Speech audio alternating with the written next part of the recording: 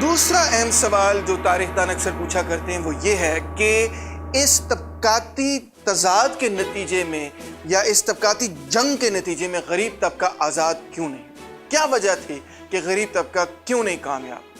پہلی بات تو یہ کہ پیٹریشنز جو تھے وہ بہت زیادہ منظم تھے، وہ بالکل اکٹھے تھے، وہ شہر میں رہا کرتے تھے، اور یہی وجہ تھی کہ فوری طور پہ پیٹریشن جو طبقہ تھا شہروں سے اپنی دولت کو استعمال کر کے بڑی بڑی فوجیں قائم کر سکتا تھا، خاص طور پہ غلاموں کی فوجیں، سلیو لیبر کی فوجیں، پلیبینز کی فوجیں، کہ جس کے نتیجے میں وہ اپنے دشمنوں کو ہرا سکیں۔ جب غلاموں سے لڑائی ہوئی تو پلیبینز کو اکٹھا کیا گیا، غلاموں کو ڈیفیٹ کیا جائے۔ جب پلیبینز سے لڑائی ہوئی تو غلاموں کو اکٹھا کیا گیا کہ پلیبینز کو ڈیفیٹ کیا جائے۔ تو اس حوالے سے حکمران طبقہ جو ہے وہ قائم رہا۔ جہاں تک غلاموں کا تعلق ہے، خاص طور پہ اسپارٹیکس کا تعلق ہے، وہ کیوں نہیں کامیاب ہو سکے؟ اتنی زیادہ قربانیوں کے باوجود، اتنی بڑی جد و جہد کے باوجود کیوں نہیں کامیاب ہو سکے؟ یا کیوں نہیں دوبارہ سے انہوں نے اسپارٹیکس کی یاد میں یا اسپارٹیکس کی طرح سے دوبارہ سے اپنے آپ کو کیوں نہیں منا سکا؟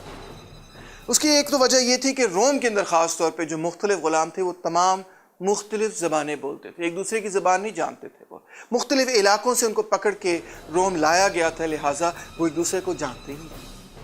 اسی وجہ سے ان کی کوئی سسٹینڈ انٹرنل یونٹی نہیں تھی، وہ منظم کبھی نہیں ہو سکے۔ تیسری وجہ یہ تھی کہ ان کو پلیبین سے، جو کسان طبقہ جو ہے وہ غلام طبقے کی حمایت نہیں کرتا تھا۔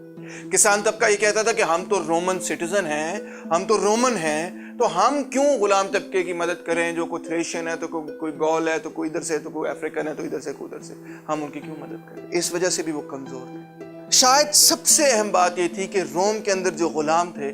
وہ خاندان نہیں رکھ سکتے تھے، ان کی فیملیز نہیں تھی، اور کیونکہ ان کی فیملیز نہیں تھے، بچے نہیں تھے، تو اس وجہ سے وہ اپنے خیالات جو ہیں اگلی جنریشن تک، اگلی نسل تک منتقل ہی نہیں کر سکتے تھے، پہنچا ہی نہیں سکتے تھے۔ جو ان کے اپنے خیالات ہوتے تھے وہ انہی کے ساتھ، جب وہ مرتے تھے انہی کے ساتھ وہ مر جاتے تھے، اپنے بچوں تک وہ نہیں پہنچا سکتے۔ یہی وجہ ہے کہ ایک نسل سے اگلی نسل تک جب وہ جاتے تھے تو تمام پچھلی نسل کے جو خیالات، تجربات، جو علم تھا وہ مٹ جاتا تھا۔ اس قسم کی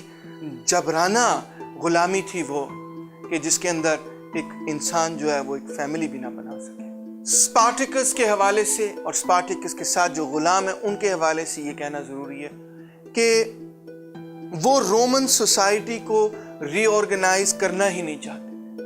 وہ چاہتے تھے کہ اس سارے سیاپے سے ہم آزاد ہوں اور روم کو ہمیشہ ہمیشہ کے لیے چھوڑ جائیں اور کبھی یہاں دوبارہ واپس نہ لوٹیں۔ نہ تو وہ خود رومن بادشاہ بننا چاہتے تھے کہ جن کے ماتحت کتنے سارے ڈھیر سارے غلام ہوں، کیونکہ غلامی سے وہ اس قدر نفرت کرتے تھے، وہ بلکہ پورے روم سے نفرت کرتے تھے کیونکہ وہ غلامی سے نفرت کرتے تھے، اور روم کو وہ بنیادی طور پہ غلامی کے ساتھ منسلک کرتے تھے۔ جو پلیبین طبقہ تھا، جو پیزنٹ طبقہ تھا، جو کسان طبقہ تھا، وہ کیوں نہیں کامیاب ہو سکا؟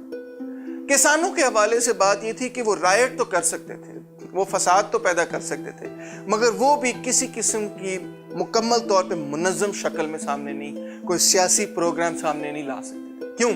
کیونکہ وہ ایک دوسرے سے بہت زیادہ کٹے ہوئے تھے۔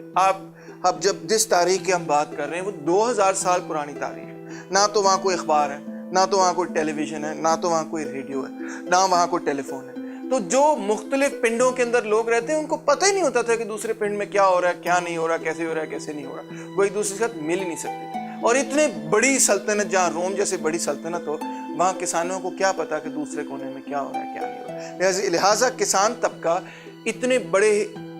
جیوگرافی پر پھیلے ہونے کے نتیجے میں ایک دوسرے کے ساتھ منظم نہیں ہو سکتا تھا، صرف کسی نہ کسی علاقے کے اندر رائٹ کر سکتا تھا۔ پھر دوسرا یہ کہ جو کسان طبقہ تھا اس کا جو آئیڈیل تھا، وہ جو چاہتا تھا، اس کا جو پروگرام تھا وہ یہ تھا کہ کسی نہ کسی حوالے سے ہم اس ریاستی ٹیکس وغیرہ سے بچ جائیں اور ہم اپنے پیزنٹ کمیون میں واپس چلے جائیں کہ جس طرح ہم پہلے رہا کرتے تھے۔ پہلے کس طرح رہا کرتے تھے کہ جو ہمارا پنڈ ہے وہ اپنا پنڈ جو ہے وہ پروڈیوس کرے گا، اور جو بھی وہ پیدا کرے گا، جو ہمارا قبیلہ پیدا کرے گا، وہ ہم آپس میں بانٹ کے کھا لیں گے۔ وہ ریاست قائم کرنا ہی نہیں چاہتے تھے، وہ یہ چاہتے ہی نہیں تھے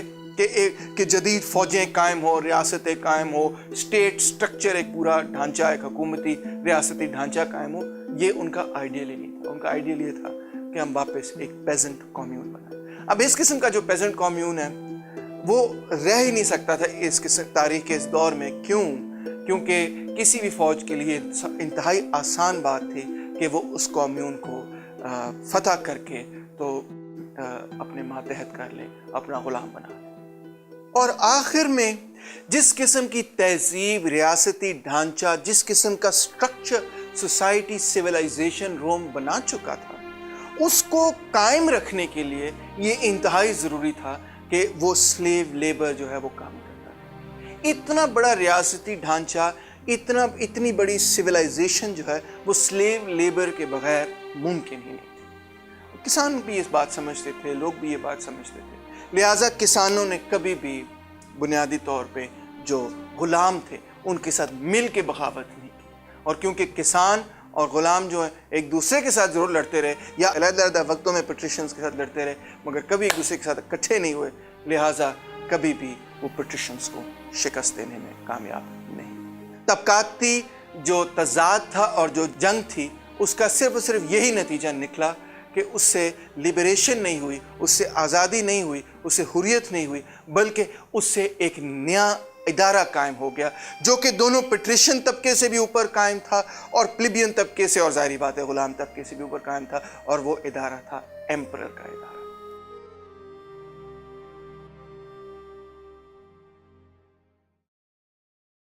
western Roman empire 476 B C میں ختم ہوا۔ جو ایسٹرن رومن ایمپائر تھا، جس کو ہم بائزینٹیم کہتے ہیں، وہ جاری رہا، وہ 15ویں صدی تک جاری رہا۔ اس کے بارے میں بھی میں ذرا بات کرتا ہوں۔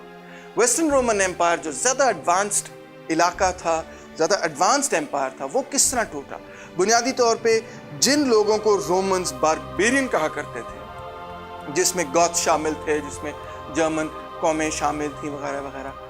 ان کی مسلسل لڑائی کے نتیجے میں، ان کے مسلسل اٹیکس کے نتیجے میں روم جو ہے فائنلی تباہ ہو گیا۔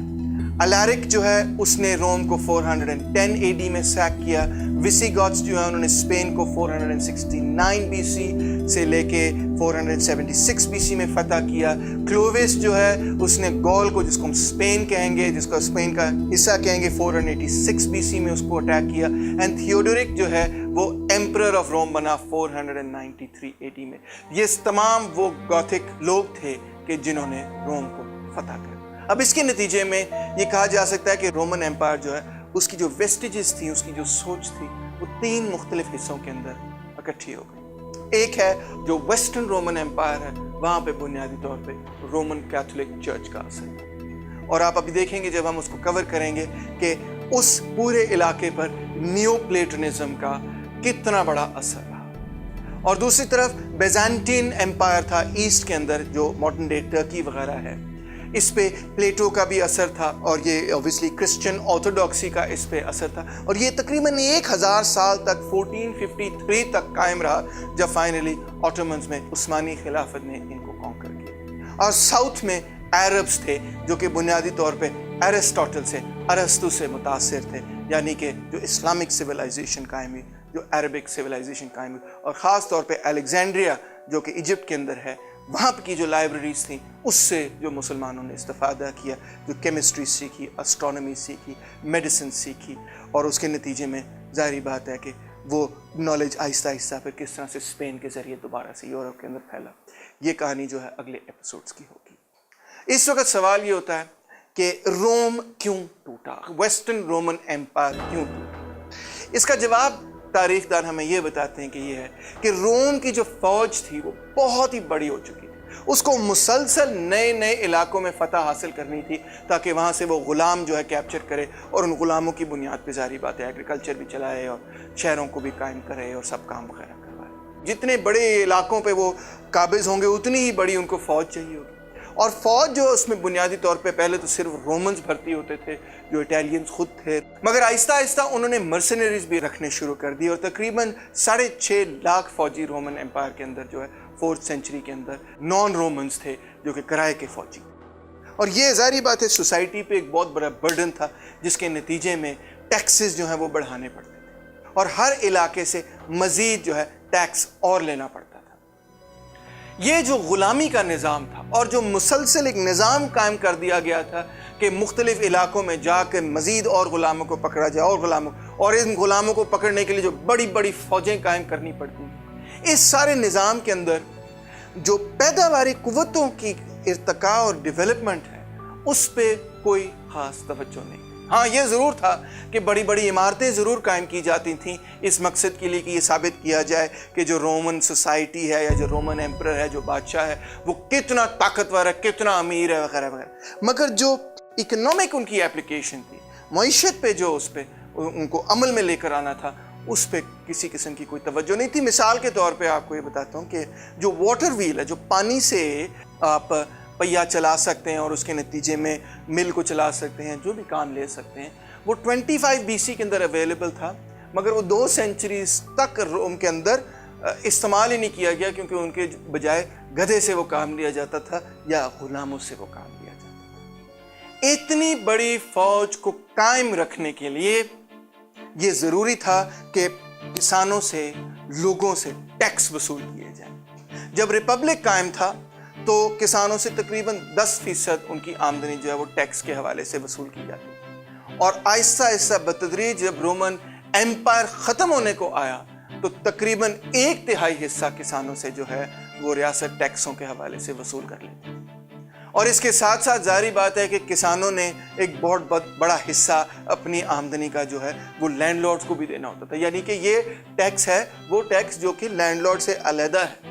تو اس کا نتیجہ یہ ہوا کہ کسان جو ہیں وہ اتنے غریب ہو گئے، اتنے زیادہ ان پہ ٹیکس لگا دیے گئے کہ کھیتی باڑی کرنا جو ہے وہ اپنے بچوں کا خیال رکھنے کے لیے ناکافی تھا، اور بہت سارے کسان جو تھے وہ بھاگنا شروع ہو گئے، پنڈوں سے ہی بھاگنا شروع ہو گئے کہ یہاں سے بھاگو، اتنا ٹیکس دینا پڑتا ہے کہ کھیتی باڑی کرنے کا فائدہ ہی کوئی نہیں۔ ان کو قائم رکھنے کے لیے رومنز نے نئی کالونیز بنائی، ان کو وہ کہتے تھے کالونی۔ کالونی یہ کرتی تھی کہ ان کو باندھ دیتی تھی زمین کے ساتھ کہ یہاں سے آپ نے بھاگنا نہیں ہے، کیونکہ جب وہ بھاگ جاتے تھے ظاہری بات ہے وہاں پہ ایگریکلچر کلیپس ہو جاتا ہے۔ انہوں نے لیجسلیشن پاس کی کہ جو لینڈ اونر ہے وہ اس کی کالونی ہوگی اور جو اس کے ماتحت لوگ رہیں گے وہ اس کے سرفس ہوں گے۔ یہ تبدیلی، اس تبدیلی کا جو اثر جو روم کے زمانے کے اندر ہی شروع ہو جاتی ہے، اس کا جو اثر ہوگا آپ دیکھیں گے کہ وہ مکمل طور پہ یورپ کی شکل ہی تبدیل کر دے گا، اس کا پورا معاشی ڈھانچہ ہی تبدیل کر دے گا۔ آخر میں یہ کہ روم جو ہے وہ ایک علامت، ایک سمبل بن چکا تھا